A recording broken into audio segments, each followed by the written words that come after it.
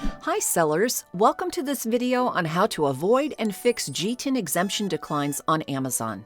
In this video, we'll guide you through checking your GTIN exemption status, the common reasons for declines, and the steps you can take to resolve them. To start, log into your Seller Central account. Tap the menu icon in the top left corner. Go to Catalog and click View Selling Applications.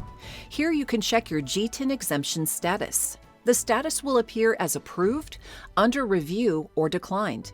If the status shows under review, please wait until the process is completed.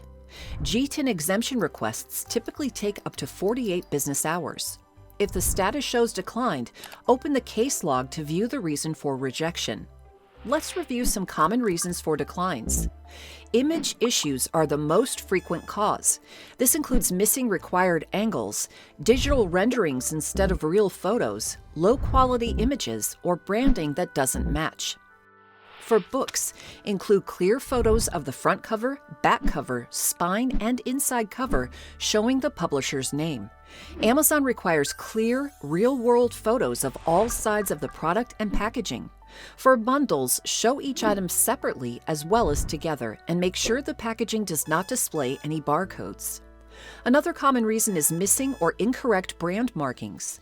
Your product must have permanent branding such as embossed logos, sewn-in labels, or printed marks. Temporary or removable stickers are not acceptable.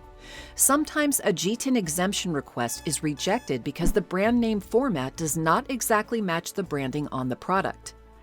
During the GTIN application process, you may also encounter error codes that require additional brand approval. And that's it. Now you know how to apply for and manage GTIN exemptions in Seller Central. By following these steps, you can easily complete the GTIN exemption process. Thank you for watching and happy selling!